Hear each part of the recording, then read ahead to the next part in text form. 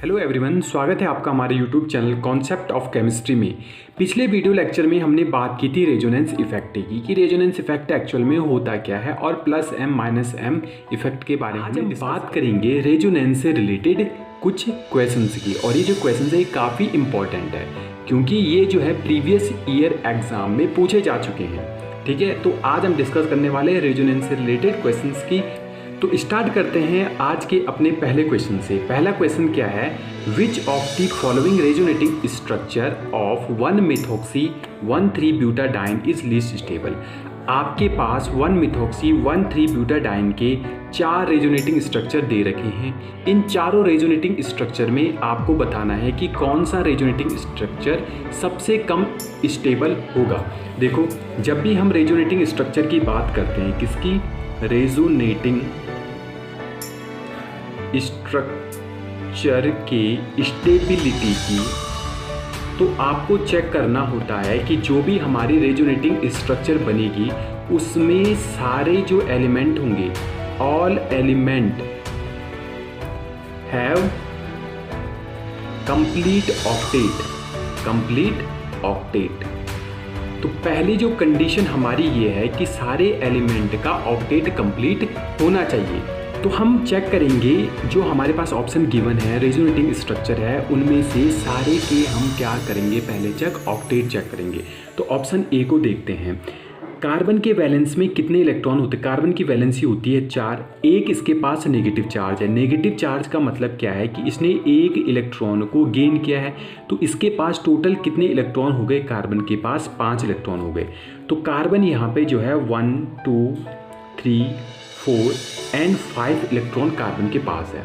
ठीक है, मैं इस वाले कार्बन की बात कर रहा हूँ, ऑप्शन ए की।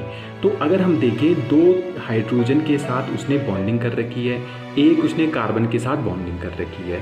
ठीक है, कार्बन के साथ बॉन्डिंग कर रखी है।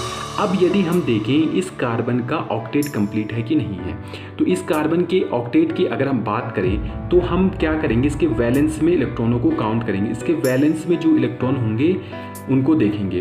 तो 2 इलेक्ट्रॉन ये हैं, 2, 2, 4, 2, 6 एंड 2, 8। यानी कि ये जो कार्बन है इसका ऑक्टेट कंप्लीट है। इसके पास कितने हैं? 8 इलेक्ट्रॉन है। ठीक है, और ये जो 2 हाइड्रोजन हैं, इन 2 हाइड्रोजन के पास भी कितने हैं? 2 इलेक्ट्रॉन है। जब भी हम ऑक्टेट की बात करते हैं किसी भी मॉलिक्यूल के अंदर, तो जितने वो बॉन्ड बनाता है ना दूसरे एटम के साथ, तो उस एटम का इलेक्ट्रॉन भी इसके वैलेंस शेल में काउंट होता है। जैसे इस कार्बन ने इस हाइड्रोजन के साथ सिंगल बॉन्ड बनाया है, तो एक इलेक्ट्रॉन इस कार्बन ने एक इलेक्ट्रॉन हाइड्रोजन के साथ शेयर किया हुआ है। तो एक बॉन्ड में जो 2 इलेक्ट्रॉन है ना, वो इस कार्बन के वैलेंस सेल में भी काउंट होंगे और इस हाइड्रोजन के वैलेंस सेल में भी काउंट होंगे। तो इसी प्रकार 3 इसके पास बॉन्ड है, तो 3 बॉन्ड में कितने इलेक्ट्रॉन होते हैं? 2 इलेक्ट्रॉन होते हैं। तो टोटल 6 इलेक्ट्रॉन हो गए और 2 इलेक्ट्रॉन इसके पास ऐसे ही बचे हुए हैं। तो कितने हो गए? 8 इलेक्ट्रॉन हो गए। तो अगर हम फर्स्ट कार्बन की बात करें, इसका ऑक्टेट कंप्लीट है। अब सेकंड की बात करते हैं। अब हम सीधे डायरेक्ट करेंगे। एक सिग्मा बॉन्ड ये है, बॉन्ड 2 बॉन्ड ये हैं, यानी कि 1, 2, 3 बॉन्ड। एक बॉन्ड इसने हाइड्रोजन के साथ बना रखा है, 4 बॉन्ड। तो 4 बॉन्ड में कितने इलेक्ट्रॉन होंगे? 4 × 2 will be equal to 8 electron, यानी कि इस कार्बन का भी ऑक्टेट कंप्लीट है। अगर हम इसकी बात करते हैं तो 1, 2, 3, 4 इसका भी ऑक्टेट कंप्लीट है। इस कार्बन की बात करें 1, 2, 3, 4 इस कार्बन का भी ऑक्टेट कंप्लीट है। अब यदि हम ऑक्सीजन की बात करें, ऑक्सीजन के वैलेंस शेल में कितने इलेक्ट्रॉन होते हैं? ऑक्सीजन के वैलेंस शेल में 6 इलेक्ट्रॉन होते हैं। 2, 2, 4, 2, 6 इलेक्ट्रॉन होते हैं और एक इसके पास पॉजिटिव चार्ज, यहाँ पे लोन पेयर डोनेट होता है। क्योंकि रेजोनेंस में अगर हम बात करें ये बना कैसे होगा, CH single bond oxygen and CH3 रहा होगा, क्योंकि ऑक्सीजन 2 बॉन्ड बनाता है। उसके बाद इसके लोन पेयर ने यहाँ पे पार्टिसिपेट कर दिया होगा। ठीक है, तो रेजोनेटिंग स्ट्रक्चर में होता क्या है कि जैसे ही इसने अपने लोन पेयर यहाँ पे दिया होगा तो ये क्या हो गया, CH double bond oxygen and यहाँ पे आ गया CH3 और इसके पास आ गया पॉजिटिव चार्ज। तो इसने जो अपने लोन पेयर यहाँ पे डोनेट किए हैं वो इसके वैलेंस सेल में भी काउंट होंगे। तो इसका मतलब अगर हम ऑक्सीजन की बात करें तो ऑक्सीजन के वैलेंस शेल में भी 8 इलेक्ट्रॉन होंगे। क्या ऑक्सीजन के पास कितने लोन पेयर होते हैं? 2 लोन पेयर होते हैं। 2 लोन पेयर से उसने एक बॉन्ड ये बना रखा है, एक इसके पास है, तो 2 2 4 2 6 2 8 इलेक्ट्रॉन इसके पास होंगे। यानी कि जो मेरा पहला रेजोनेटिंग स्ट्रक्चर है उसमें सारे जितने भी एलिमेंट है उनके ऑक्टेट कंप्लीट है। तो पहले वाला जो एग्जांपल होगा वो तो मोस्ट स्टेबल होगा। अब हम दूसरे की बात करते हैं। अब हम क्या चेक करेंगे कि कार्बन के जहां पर भी 4 बॉन्ड होंगे ना वो ऑक्टेट कंप्लीट होगा, उसका क्या होगा? ऑक्टेट कंप्लीट होगा। क्यों? क्योंकि 4 बॉन्ड में कितने इलेक्ट्रॉन होते हैं? 8 इलेक्ट्रॉन होते हैं ना। एक बॉन्ड में 2 इलेक्ट्रॉन, तो 4 बॉन्ड में कितने होंगे? 8 इलेक्ट्रॉन होंगे। तो हम सीधे यहाँ पे बॉन्ड को काउंट कर लेंगे। अगर हम इस कार्बन की बात करें तो 2 हाइड्रोजन के साथ बॉन्ड बना रखे हैं, 2 इस कार्बन के साथ, यानी इसका ऑक्टेट कंप्लीट है। उसी प्रकार इसने भी क्या कर रखा है? 2 बॉन्ड इस कार्बन के साथ और 2 बॉन्ड इस हाइड्रोजन के साथ, यानी इसका ऑक्टेट भी कंप्लीट है। अब हम इस कार्बन की बात करते हैं। एक बॉन्ड इसके साथ बना रखा है, एक बॉन्ड इसके साथ बना रखा है, एक बॉन्ड, यानी कि 3 बॉन्ड इसने बना रखे हैं और 1 इलेक्ट्रॉन इसने एक्सेप्ट कर रखा है। तो यानी कि अगर 3 बॉन्ड में काउंटिंग करें तो 3 बॉन्ड में कितने इलेक्ट्रॉन होते हैं? 6 इलेक्ट्रॉन है। और एक नेगेटिव चार्ज का मतलब क्या है कि एक इसने इलेक्ट्रॉन को एक्सेप्ट किया है। तो यानी कि इसके पास अब टोटल कितने इलेक्ट्रॉन हो गए? यहाँ पे 2 इलेक्ट्रॉन, यानी कि एक लोन पेयर इसके पास है। तो हमारे पास टोटल कितने हो गए? 8 इलेक्ट्रॉन हो गए। तो इसका ऑक्टेट भी कंप्लीट है। ठीक है। अगर हम इसकी बात करते हैं CH की, यहाँ पे 1 2 3 और एक हाइड्रोजन के साथ बॉन्ड बना रखा है, 4 बॉन्ड, तो यहाँ पे भी इसका ऑक्टेट कंप्लीट है। और जैसे हमने इस ऑक्सीजन की बात की थी सेम ऐसे ही इस ऑक्सीजन का ऑक्टेट भी कंप्लीट है। वो कैसे? इस ऑक्सीजन ने 3 बॉन्ड बना रखे हैं, 3 बॉन्ड में होते हैं 6 इलेक्ट्रॉन, ठीक है, और एक इसके पास लोन पेयर प्रेजेंट है, तो 6 2 8, इसका ऑक्टेट भी कंप्लीट है। वैसे इस कार्बन की बात करें 3 हाइड्रोजन इसके साथ बॉन्ड बना रखे, एक हाइड्रोजन इसके साथ, यानी कि टोटल 4 बॉन्ड बना रखे, तो ये भी हमारे क्या होगा? स्टेबल होगा।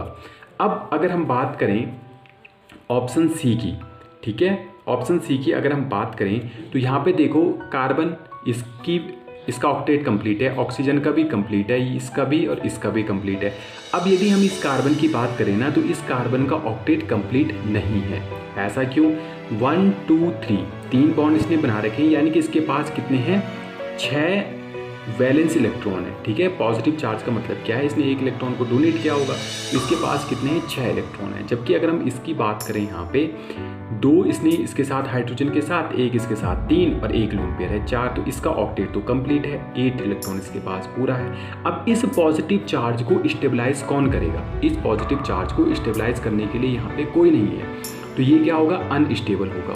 तो सबसे लीस्ट अनस्टेबल कौन सा होगा? सी वाला होगा, क्योंकि देखो पॉजिटिव चार्ज है, इसके नेक्स्ट वाला जो कार्बन है ये क्या है? हमारा sp2 कार्बन है ना, sp2, और sp2 की इलेक्ट्रोनेगेटिविटी ज़्यादा होती है, तो इस कार्बन पे पॉजिटिव चार्ज है।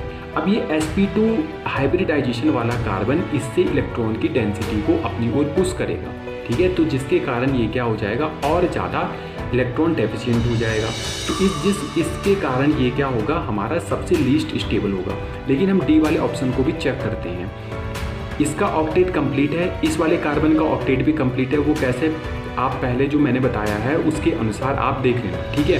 अब देखो यहाँ पे इसका ऑक्टेट भी कंप्लीट है। इसकी अगर हम बात करें ना, इसके पास पॉजिटिव चार्ज है, लेकिन इसके बगल में OCH3, अब यहाँ पे आता है मेसोमेरिक इफेक्ट। OCH3 क्या करता है? मैंने क्या बोला था कि जब भी आपको किसी ग्रुप में मेसोमेरिक इफेक्ट चेक करना है तो आप कैसे चेक करेंगे?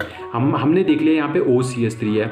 अब OCH3 कौन सा इफेक्ट शो करेगा? तो हम यहाँ पे क्या कर लेंगे? कार्बन डबल बॉन्ड कार्बन को लिख लेंगे, जो क्या होती है हमारी मेसोमेरिक में एक बेसिक यूनिट होती है। तो यहाँ पे हम नेक्स्ट वाले एलिमेंट को देखते हैं कि क्या इसके पास लोन पेयर है, तो इसके पास लोन पेयर प्रेजेंट होते हैं, तो ये क्या करेगा? इलेक्ट्रॉन की डेंसिटी देगा, यानी कि ये +m इफेक्ट तो शो करेगा। और इस कार्बन के पास क्या है? पॉजिटिव चार्ज है। पॉजिटिव चार्ज का मतलब वो कार्बन क्या है? मेरा कार्बोकैटायन है, और कार्बोकैटायन को स्टेबलाइज करने का काम कौन करता है? हमारा +m इफेक्ट शो करने वाले ग्रुप करते हैं। तो यानी कि इस कार्बन को स्टेबलाइज कौन करेगा? +m करेगा, तो ये भी क्या है? स्टेबल है, ठीक है। इसके कंपैरिजन में यहाँ पे देखो, यहाँ पे इस कार्बन के पास पॉजिटिव चार्ज है, इसको स्टेबलाइज करने के लिए कोई भी यहाँ पे मेसोमेरिक इफेक्ट शो नहीं कर रहा है, जबकि यहाँ पे क्या कर रहा है? इस पॉजिटिव चार्ज को स्टेबलाइज कौन कर रहा है? OCH3 group. तो ये क्वेश्चन आपके समझ में आ गया होगा, ये काफ़ी इंपॉर्टेंट है। आपको 2 चीज़ें यहाँ पे ध्यान में रखनी है कि जब भी स्टेबिलिटी चेक करनी है तो आपको ऑक्टेट देख लो, प्रत्येक एलिमेंट का ऑक्टेट कंप्लीट होना चाहिए। ठीक है, ऑक्टेट यदि कंप्लीट है तो वो क्या होगा, स्टेबल होगा। यदि ऑक्टेट इनकम्प्लीट है, यदि ऑक्टेट क्या है, इनकम्प्लीट है, तो आपको वहाँ पे देखना है मेसोमेरिक इफेक्ट कि +m इफेक्ट शो कर रहा है ग्रुप या -m इफेक्ट शो कर रहा है। अब हम बात करेंगे नेक्स्ट क्वेश्चन की, और नेक्स्ट क्वेश्चन पूछा गया था IIT JEE 2009 में, 2009 में पूछा गया था। ये क्वेश्चन क्या बोलता है, the correct acidity order of the following, आपको इनकी एसिडिटी का ऑर्डर बताना है। तो हमेशा एक चीज़ ध्यान रख लो कि जब भी हमारे पास फिनॉल हो, ठीक है, फिनॉल हो और हमारे पास एसिड हो, कार्बोक्सिलिक एसिड हो, तो इसमें सबसे ज़्यादा जो एसिडिटी होती है वो किसकी होती है, एसिड वालों की होती है, क्योंकि एसिडिक ग्रुप है भाई। तो यहाँ पे देख लो AB हमारे क्या है, फिनॉल है, जबकि C और D क्या है, हमारे एसिड है। तो इसका मतलब ये है कि C और D की एसिडिटी A और B से ज़्यादा होने वाली है, ठीक है, क्योंकि ये फिनॉल है। तो इस प्रकार से आपको क्वेश्चन को सॉल्व करने में आसानी हो जाएगी। ठीक है, अब देखो यहाँ पे हमें पहले इन दोनों का चेक करना है। अब एसिडिक ऑर्डर को कैसे चेक करते हैं, तो हमें क्या करना है, एसिड का मतलब क्या होता है कि ऐसे कोई भी मॉलिक्यूल जो H+ आयन को डोनेट करता हो, तो इनके पास जो हाइड्रोजन है उसको हम डोनेट कर देंगे। ठीक है, और उसके बाद हम इनकी क्या बनाएंगे, कॉन्जुगेटेड बेस बनाएंगे। इनका क्या बनाना है, कॉन्जुगेटेड बेस। देखो एसिड होता है, एसिड जब H+ को क्या कर देता है, डोनेट करता है, तो डोनेट करता है, उसके बाद जो स्ट्रक्चर बनती है वो बनती है कॉन्जुगेटेड, वो क्या बनती है, कॉन्जुगेटेड बेस। उसको क्या बोलते हैं, कॉन्जुगेटेड बेस। और कॉन्जुगेटेड बेस जितना ज़्यादा स्टेबल होगा ना, जितना ज़्यादा स्टेबल होगा वो उतना ज़्यादा एसिडिक नेचर शो करेगा। अब समझते हैं इस चीज़ को जो मैं कह रहा हूँ। ये आपके पास क्या है, एक कंपाउंड है, इसके हमने H+ को रिमूव करा दिया। ठीक है, एसिड का मतलब क्या होता है कि जो H+ को देता है, तो इसने H+ को क्या कर दिया, डोनेट कर दिया। H+ को डोनेट करने के बाद इसके बाद क्या बचा, C+O नेगेटिव। ये जो कंपाउंड बनाना, ये C+O नेगेटिव, इसको बोला जाता है कॉन्जुगेटेड बेस। इसको क्या बोला जाता है, कॉन्जुगेटेड बेस। यानी कि इस एसिड का कॉन्जुगेटेड बेस हमारा ये बना। अब हमने इसकी स्टेबिलिटी को चेक करना है। ठीक है, इसकी स्टेबिलिटी को चेक करना है। अब यहाँ पे देखो, यहाँ पे नेगेटिव चार्ज है, यहाँ पे क्या है, नेगेटिव चार्ज। अब ये जो CH3 है, हमने देखा था जब हमने इंडक्टिव इफेक्ट पढ़ रहे थे, CH3 कौन सा इफेक्ट शो करता है, ये करता है +I इफेक्ट शो करता है। यानी कि +I इफेक्ट शो करने का मतलब क्या है कि ये क्या करेगा, पॉजिटिव चार्ज को तो स्टेबल करेगा, बट नेगेटिव चार्ज को ये अनस्टेबल करता है। ये क्या करता है, अनस्टेबल करता है। इसका मतलब इसका जो कॉन्जुगेटेड बेस बना, ये जो एसिड हमें दे रखा था, इसका जो कॉन्जुगेटेड बेस बना, ये क्या है, हमारा अनस्टेबल है। क्यों, क्योंकि यहाँ पे एक ऐसा ग्रुप लगा हुआ है जो +I इफेक्ट शो कर रहा है। पर ऐसे ग्रुप जो +I इफेक्ट को शो करते हैं वो क्या करते हैं, हमारे पॉजिटिव चार्ज को तो स्टेबल करते हैं बट नेगेटिव चार्ज को अनस्टेबल करते हैं। हमारे कंपाउंड में नेगेटिव चार्ज है तो ये नेगेटिव चार्ज को अनस्टेबल करेगा। जबकि अगर हम C वाले ऑप्शन की बात करें तो यहाँ पे कोई भी ऐसा ग्रुप नहीं लगा हुआ है जो क्या करेगा, इसके नेगेटिव चार्ज को अनस्टेबल करेगा। तो इसका भी हम क्या बना देते, कॉन्जुगेटेड बेस बना देते। यहाँ से H+ को रिमूव करवा दो। ठीक है, H+ जैसे ही रिमूव होगा तो ये स्ट्रक्चर भी बन जाएगी C+O नेगेटिव। तो यहाँ पे अगर हम इन दोनों का कंपैरिजन करें तो ये वाला C वाला क्या होगा, ज़्यादा स्टेबल होगा किससे, D से। ठीक है, C क्या होगा, ज़्यादा स्टेबल होगा D से। क्यों, क्योंकि C के पास कोई ऐसा ग्रुप नहीं है जो नेगेटिव चार्ज को अनस्टेबल करे, जबकि D के पास एक ऐसा ग्रुप है जो क्या कर रहा है, हमारे नेगेटिव चार्ज को अनस्टेबल कर रहा है। ठीक, अब हमने ये देख लिया C और D में कंपैरिजन देख लिया। अब हम A और B की बात करेंगे।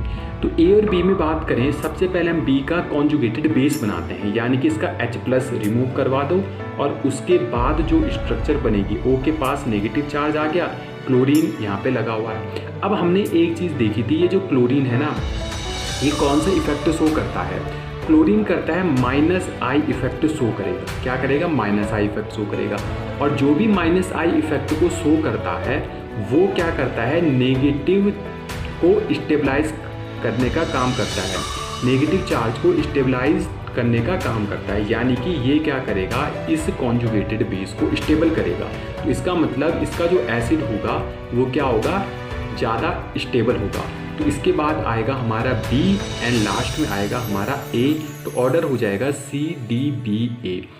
ए सबसे लीस्ट होगा, ऐसा क्यों, क्योंकि इसके पास कोई ऐसा ग्रुप नहीं है जो इसके कॉन्जुगेटेड बेस कैसा बनेगा, इसका ओ के पास नेगेटिव आएगा, इसको स्टेबलाइज करे। यहाँ पे क्लोरीन क्या कर रहा है, माइनस इंडक्टिव इफेक्ट लगा करके इसको स्टेबलाइज करने का काम कर रहा है, जबकि यहाँ पे कोई भी एक ऐसा ग्रुप नहीं है जो इसको स्टेबलाइज कर सके। तो हमारा एसिडिक स्ट्रेंथ का ऑर्डर हो जाएगा CDBA। तो इस प्रकार से आपको इस क्वेश्चन को सॉल्व करना था। आज का जो लास्ट क्वेश्चन है वो पूछा गया था IIT JEE 1993 में। ये क्वेश्चन क्या है, which is the decreasing order of stability. ठीक है, आपको क्या बताना है, which is the decreasing order of stability. ये आपको कार्बोकैटायन दे रखे हैं, इनका डिक्रीजिंग ऑर्डर में स्टेबिलिटी को बताना है। ऑप्शन ए की बात करते हैं, ये CH3 है, ये CH3 है, दोनों CH3 क्या करेंगे, प्लस आई इफेक्ट शो करेंगे। ये भी प्लस आई इफेक्ट शो करेगा, ये भी प्लस आई इफेक्ट शो करेगा, यानी कि यहाँ पे देखो, यहाँ पे जो कार्बोकैटायन है, कार्बोकैटायन अब जो प्लस आई है ना वो प्लस को स्टेबल करता है, बस ये दिमाग में रख लो, जो प्लस होगा वो प्लस को स्टेबल करेगा, यानी कि दो प्लस आई इफेक्ट यहाँ पे लगे हुए हैं, तो ये दोनों क्या करेंगे, इस कार्बोकैटायन को स्टेबलाइज करने का काम करेंगे।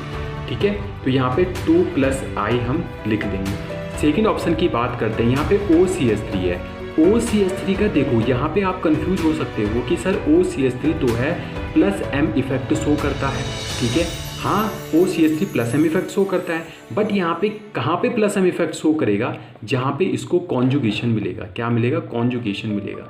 जब हमने बात की थी रेजोनेंस की, तो हमने वहाँ पे देखा था कि जो रेजोनेंस इफेक्ट होता है वो उस सिस्टम पे काम करता है जहाँ पे कॉन्जुगेशन पाया जाता है। कॉन्जुगेशन का मतलब क्या है कि जहाँ पे double, single and double bond alternative क्रम में पाए जाते हैं। ठीक है, तो यहाँ पे कोई भी डबल बॉन्ड नहीं है। और सबसे इम्पॉर्टेंट थिंग जो हमने रेजोनेंस में पढ़ी थी, रेजोनेंस जो है वो ओनली वर्क करता है अनसैचुरेटेड सिस्टम में, जबकि इसकी अगर हम बात करें, यहाँ पे जो हमारा सिस्टम है ना वो कंप्लीट सैचुरेटेड सिस्टम है ना, तो यहाँ पे तो मेसोमेरिक इफेक्ट काम नहीं करेगा, वर्क नहीं करेगा। तो बच्चे गलती क्या कर देते हैं, बच्चे गलती करते हैं कि OCH3 plus M effect show करेगा, तो फर्स्ट और सेकंड में जैसे ही हम कंपैरिजन करते हैं तो वो सेकंड वाले को ज़्यादा स्टेबिलिटी दे देते हैं फर्स्ट के कंपैरिजन में, और ये बिल्कुल गलत होता है। यहाँ पे OCH3 इंडक्टिव इफेक्ट शो करेगा, और OCH3 हमें पता है OCH3 minus I effect show करता है, और माइनस आई क्या करता है, पॉजिटिव चार्ज को अनस्टेबल करता है। ठीक है, अनस्टेबल करता है, तो यानी कि इसमें एक माइनस आई इफेक्ट है जो इसको अनस्टेबल कर रहा है, और एक क्या है, प्लस आई इफेक्ट है। तो फर्स्ट एंड सेकंड का कंपैरिजन करें तो इसके पास 2 प्लस आई हैं जो इसको स्टेबलाइज करने का काम कर रहे हैं, जबकि सेकंड की अगर हम बात करें, इसके पास एक ग्रुप ऐसा लगा हुआ है जो इसको अनस्टेबल कर रहा है। तो यानी कि अगर हम देखें तो फर्स्ट वाला ज़्यादा स्टेबल होगा सेकंड से। अब बात करते हैं थर्ड की। ठीक है, यहाँ पे ये क्या है, CO ग्रुप लगा हुआ है, COCH3 है, तो इसको यदि हम ओपन करके लिखते हैं CH3, C के ऊपर है पॉजिटिव चार्ज, यहाँ पे hydrogen, carbon, double bond oxygen, और यहाँ पे क्या है, CH3। अब यहाँ पे देखो, यहाँ पे क्या है, डबल बॉन्ड, यहाँ पे सिंगल बॉन्ड है, ये कार्बोकैटायन है, तो यहाँ पे क्या हो सकता है, कॉन्जुगेशन हो सकता है। देखो इस स्ट्रक्चर में अगर हम देखें, यहाँ पे CO जो ग्रुप होता है ये क्या शो करता है, माइनस आई इफेक्ट शो करता है। ठीक है, और माइनस आई इफेक्ट शो करने के कारण ये भी क्या करेगा, इसको अनस्टेबल करेगा। अगर हम कंपैरिजन देखें ऑक्सीजन की OCH3 की एंड COCH3 की, तो COCH3 का माइनस आई इफेक्ट क्या होता है, ज़्यादा होता है किसके कंपैरिजन में, OCH3 के कंपैरिजन में, यानी कि इसके पास ज़्यादा माइनस आई इफेक्ट है। तो ज़्यादा माइनस आई इफेक्ट होने के कारण ये कार्बोकैटायन को क्या करेगा, और ज़्यादा अनस्टेबल करेगा। ठीक है, जितना ज़्यादा माइनस आई इफेक्ट होगा वो पॉजिटिव चार्ज को उतना ज़्यादा अनस्टेबल करेगा। ठीक, और लास्ट में क्या आ जाएगा, हमारा थर्ड वाला आ जाएगा। सबसे ज़्यादा अनस्टेबल कौन सा होगा, थर्ड वाला होगा। तो इसका जो क्रम होगा फर्स्ट, सेकंड एंड थर्ड हो जाएगा।